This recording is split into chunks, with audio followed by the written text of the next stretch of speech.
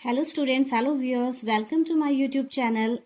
तो स्टूडेंट्स, आज के इस वीडियो लेक्चर में हम क्लास 9th एक्सरसाइज 6.2 का फर्स्ट क्वेश्चन करेंगे। तो देखते हैं फर्स्ट क्वेश्चन क्या है। In figure find the value of X and Y and then show that A B is parallel to C D. Question में हमें दिया है कि हमें एक्स और वाई की वैल्यूज जो है वो फाइंड आउट करनी है, ठीक है। और साथ में हमें ये भी शो करना है कि जो ए बी लाइन है वो किसके पैरेलल है, सी डी के पैरेलल है, ठीक है। तो आइए हम इस क्वेश्चन को करते हैं। From figure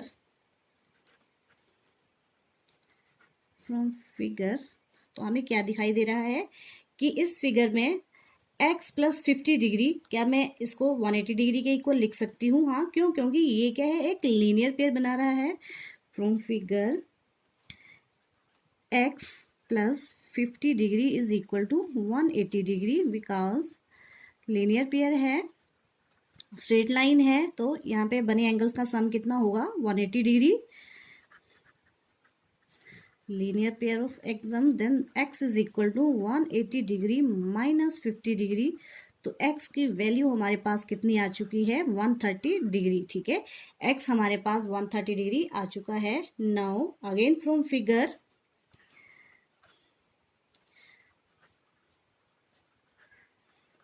from figure angle कौन सा, जो y है वो किसके इक्वल है? एंगल 130 डिग्री के। क्यों? क्योंकि ये कौन से एंगल हमने पढ़े हैं? वर्टिकली अपोजिट एंगल्स, ठीक है। वर्टिकली अपोजिट एंगल्स, ठीक है। कि जब दो लाइंस आपस में प्रतिच्छेद करती हैं, इंटरसेक्ट करती हैं, तो वहां पे जो वर्टिकली अपोजिट एंगल्स हैं वो कैसे होती हैं? इक्वल होती हैं, ठीक है। तो अब हमारे पास वाई एंगल जो है वो कितना आ चुका है? Y is equal to 130 degree. अब देखिए, from 1 and from 2 X is equal to Y, दोनों 130 डिग्री के एंगल हैं, ठीक है।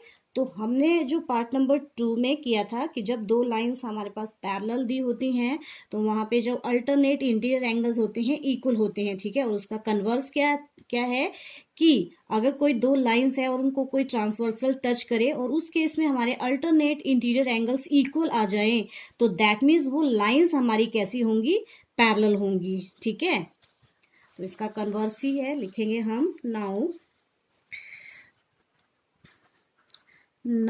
Lines A B and C D are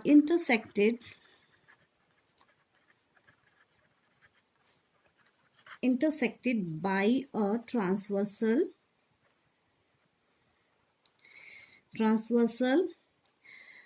such that interior angles x and y are equal, ठीक है। जो x है वो किसके इक्वल है? y के। और ये दोनों एंगल किसके इक्वल हैं? 130 डिग्री के। और ये हमें कौन से एंगल लग रहे हैं? Alternate interior angles. ये कौन से एंगल होते हैं? Alternate interior angles. So this implies ये दोनों एंगल्स इक्वल हैं, तो दैट मीन्स जो ए बी लाइन है वो किसके इक्वल होगी? सी डी लाइन के। सो यही हमें प्रूफ करना था। This is the complete proof of question number 1। उसके बाद नेक्स्ट क्वेश्चन है, in figure if A B is parallel to C D and C D is parallel to E F and Y ratio z is equal to 3:7, then find x। क्वेश्चन हमारे पास दिया है कि A B जो line है वो किसके पैरेलल है? सी डी के। और जो सी डी है वो किसके पैरेलल है? ई एफ के। Then what does it mean? It means that जो ए बी लाइन है वो भी किसके पैरेलल होगी? ई एफ के, ठीक है। और हमें रेशियो दी है y और z की रेशियो कितनी? 3:7। तो हमने किसकी वैल्यू फाइंड आउट करनी है? x की, ठीक है। So simple. आइए इस क्वेश्चन को करते हैं। तो सबसे पहले हमारे पास गिवन है line A B is parallel to line C D, ठीक है। अब देखिए ये दो लाइंस क्या हैं? आपस में पैरेलल हैं।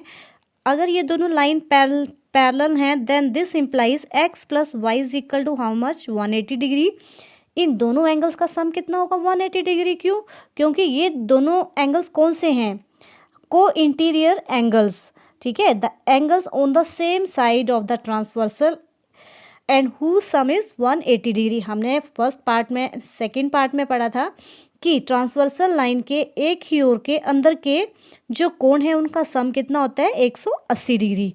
ठीक है, so this is the first condition. तो हम यहाँ पे लिखेंगे को इंटीरियर एंगल्स या angles on the same side of the transversal and whose sum is 180 degree. Now अब हमारे पास क्या है कि जो AB लाइन है वो पैरेलल है CD के, और जो CD पैरेलल है वो किसके है EF के। Then what does it mean? It means that जो हमारी AB लाइन होगी वो भी पैरेलल होगी किसके EF के। ठीक है, तो ये दोनों लाइन भी आपस में पैरेलल होंगी। तो अब देखो, अब हम इस लाइन को नहीं देखेंगे, इसको और इसको देखेंगे। तो यहाँ पे x और z कौन से एंगल्स हैं? Alternate interior angles. ठीक है ना, so this implies x is equal to z। ठीक है, सो दिस इम्प्लाइज अगर ये दोनों लाइंस पैरेलल हैं तो x जो होगा वो किसके इक्वल होगा? z के। ठीक है, और ये कौन से एंगल हैं?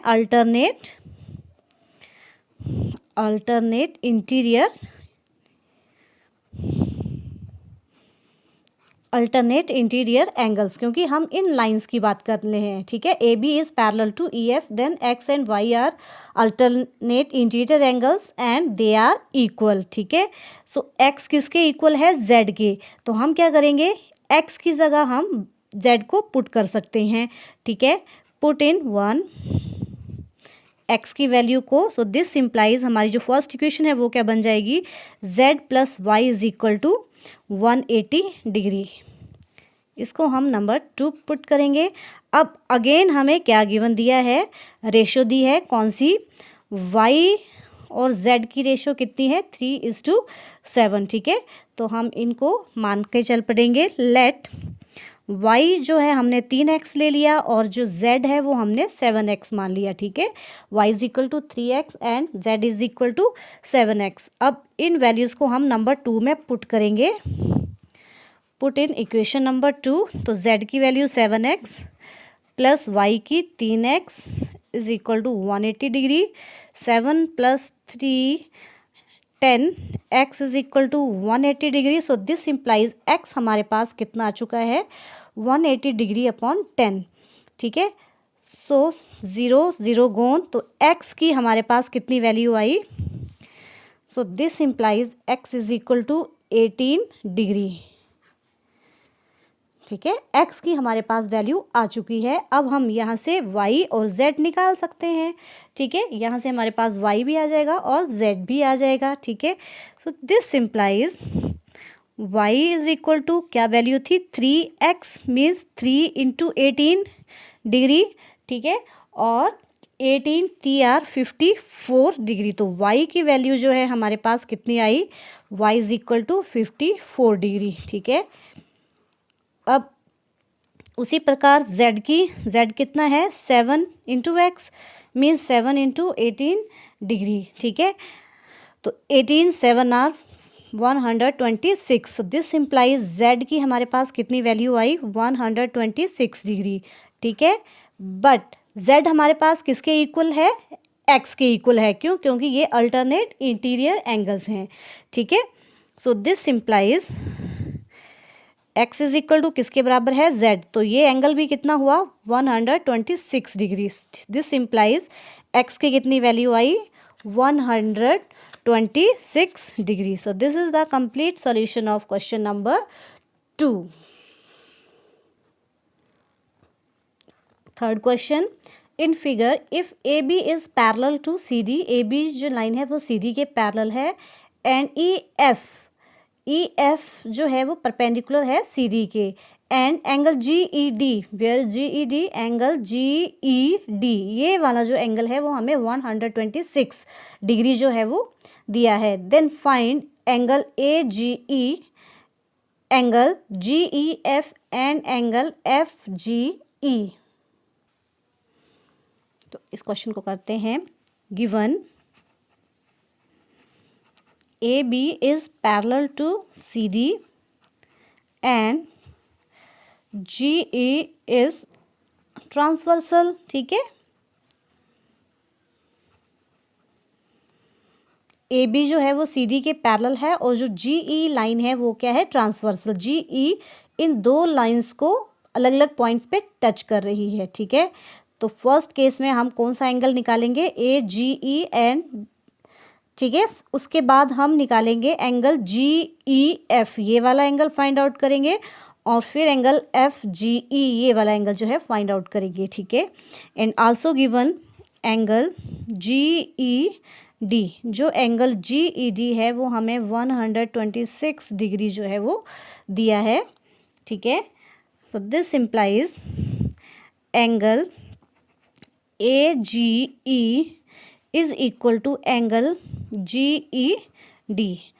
ये दोनों एंगल्स क्या है, इक्वल हैं। देखिए angle A G E is equal to angle G E D. क्यों? क्योंकि ये दोनों कौन से हैं, अल्टरनेट इंटीरियर एंगल्स, ठीक है। एकांतर अंतःकोण है, अल्टरनेट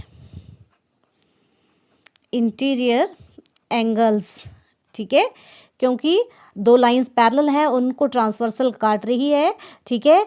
तो ये दोनों एंगल्स क्या होंगे, बराबर, क्योंकि ये अल्टरनेट इंटीरियर एंगल्स हैं। तो दिस इम्प्लाइज हमारा एंगल ए जी ई कितना हुआ, 126 डिग्री, क्योंकि जी ई डी तो हमें दिया हुआ है 126 डिग्री, ठीक है। Because angle G E D is equal to 126 degree. तो एक एंगल हमारे पास आ चुका है बाई अल्टरनेट इंटीरियर एंगल्स से, ठीक है। अब हमें कौन सा एंगल फाइंड आउट करना है, जी ई एफ, ठीक है। अब नाउ जो ई एफ लाइन है, ठीक है, E F is perpendicular to C D, ठीक है।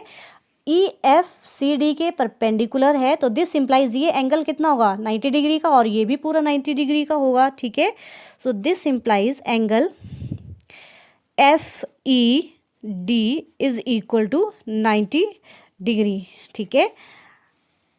तो दिस इम्प्लाइज ये कौन सा एंगल, जी ई डी किसके इक्वल होगा, दिस प्लस दिस के, ठीक है। Now angle G E F मैं यहाँ से लिख सकती हूँ, angle G E F plus कौन सा, जी ई एफ ये वाला एंगल प्लस ये वाला angle F E D plus angle F E D is equal to how much, angle G E D, ठीक है। क्या ये पूरा का पूरा एंगल जो है इन दोनों का सम है, यही लिखा है मैंने। सो this implies angle G E F plus ये एंगल 90 डिग्री निकाला ऊपर से, ठीक है, इज इक्वल टू एंगल, ये हमने 126 डिग्री ये हमें दिया हुआ था, ठीक है। बिकॉज एफ ई डी जो है वो कितना है, 90 डिग्री है, ठीक है। अब यहाँ से हमारा एंगल जी ई एफ जो है वो आ जाएगा 126 डिग्री माइनस 90 डिग्री, ठीक है। तो कितना आया एंगल हमारा, G E F is equal to minus करेंगे 636 डिग्री, ठीक है। तो ये वाला एंगल जो है वो कितना आ गया हमारे पास, 36 डिग्री, इसको लिख लेंगे।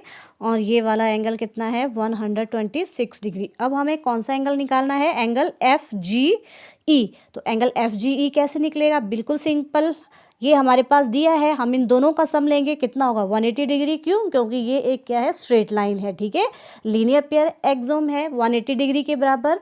तो ये एंगल कैसे निकलेगा, 180 डिग्री में से 126 को माइनस कर देंगे, ठीक है, तो हमारा ये वाला एंगल भी आ जाएगा। तो आइए आगे इस क्वेश्चन को करते हैं। नाउ फ्रॉम फिगर एंगल कौन सा, एक बार फिर से देखेंगे, angle A G E plus angle F G E is equal to 180 degree, ठीक है। Angle A G E plus angle कौन सा, F G E is equal to 180 degree, यही लिखा है मैंने, जो हमारे फिगर में दिखाई दे रहा है। क्यों? क्योंकि ये क्या है, लीनियर पेयर, ठीक है। ए जी ई हमारे पास 126 आ गया है, ठीक है, और यहाँ से हमारा एफ जी ई एंगल निकल आएगा।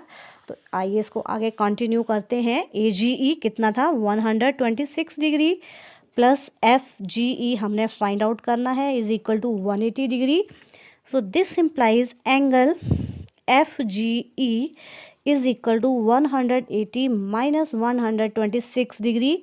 तो ये एंगल हमारे पास कितना आ रहा है, 10 में से 6 गए 4, 7 में से 2 गए 5, 54 degree. So this implies angle FGE is equal to 54 degree. So this is the complete solution of question number 3. तो स्टूडेंट्स, आई होप कि आपको मेरा ये वीडियो अच्छा लगा होगा, तो please like share and subscribe my channel. Thank you students.